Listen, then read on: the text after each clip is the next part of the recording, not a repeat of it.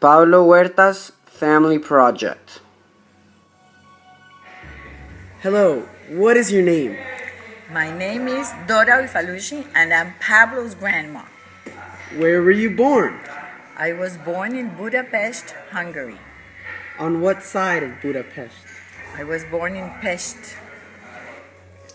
The city of Budapest is split in two, Pest and Buda.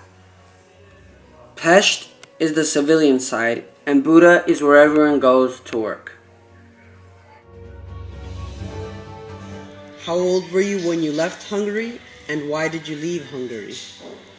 I was 6 years old and we left Hungary with my family because of the war. As you know, Hungary lost the Second World War and communism took over the country, and it was a really difficult time for our family and for all the people living there. There was no freedom at all, and it was very, very difficult for us to live in Hungary. And in 1956 there was a revolution that took place in Budapest. Some young Hungarians were fighting against the system, the communism.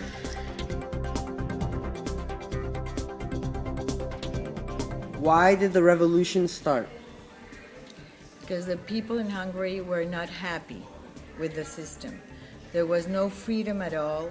There was no religious freedom. There was no political freedom. We were not allowed to leave the country. All of the properties of the people were taken away. And it was very hard for people to live in Hungary.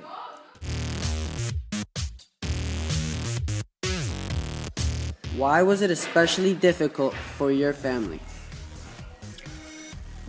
My father, as a young man, had served in the military.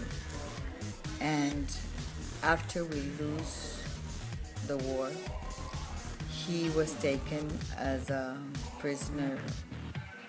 Prisoner of war.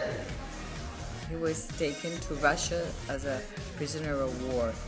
My mother didn't even know if he was alive or if he was dead. She had two small children. I was born after my father came back from the Russian prison, but many people died over there, and it was really, really bad times for our people.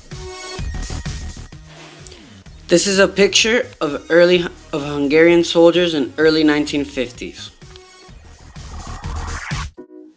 How did your family finally escape? The Russians retreated their troops from the frontier because they thought that the Hungarians were going to receive help from the Americans. And that's how we planned to escape. The Hungarians, however, did not receive help from the Americans. This left the country in turmoil, and the Russians did not return to Hungary until many months later. Where did you go? Well, at that time, I didn't know where we were going because I was told that we were going to visit my grandma because I was only 6, and probably I would tell anyone who would ask me, where are you going? Probably I would have told them the truth, but I didn't know the truth. But the real thing is that we were going to Austria.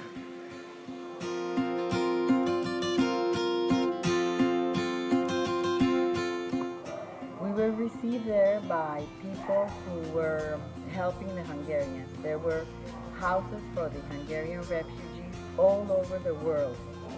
In just a few days, everyone was helping the Hungarians. Even in Colombia, there were houses of refugees for the Hungarians.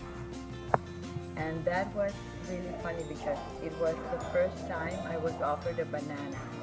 And at the beginning, when I started to eat the banana, it seemed such a strange flavor to me because I haven't, in my whole life, I didn't have the chance to eat a banana. because it was something very special. It would have been something very special in Hungary because it was not grown there.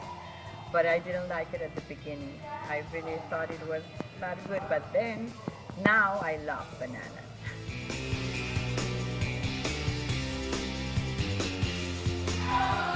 After Austria, where did you go? After Austria, we went to Germany. My parents were planning to stay to live in Germany because they spoke German perfectly well, and that was their plan. But there was no way for us to get a home where to live because of the war. And we stayed in Germany for 7 months in a house of refugees, for Hungarian refugees. And my father, a friend of my father there, saw an ad in the newspaper. We were living in a little town called Bad Soden in Germany. And the ad was signed by a friend of his, and they were looking for a fencing teacher in the Colombian army. So my father wrote to his friend, and that's the way how we got to Colombia. The man all the way to the left is my great-grandfather. He was part of the team that won the World Championship in fencing in 1938. This is a great honor for my family.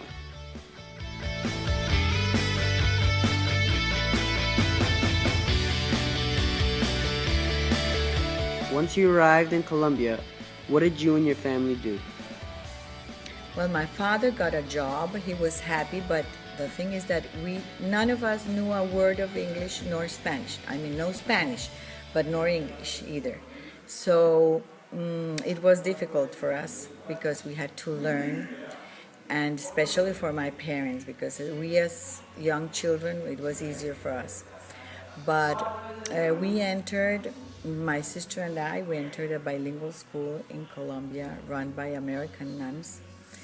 And that's the way I learned English and Spanish. And the nuns were very good to us. They gave us a scholarship to help us because of our situation. And everyone in Colombia was very, very nice to us. I got to know lots of people, made lots of friends, and I met my husband. I married my husband when I was very young, and well, that's the story of my life.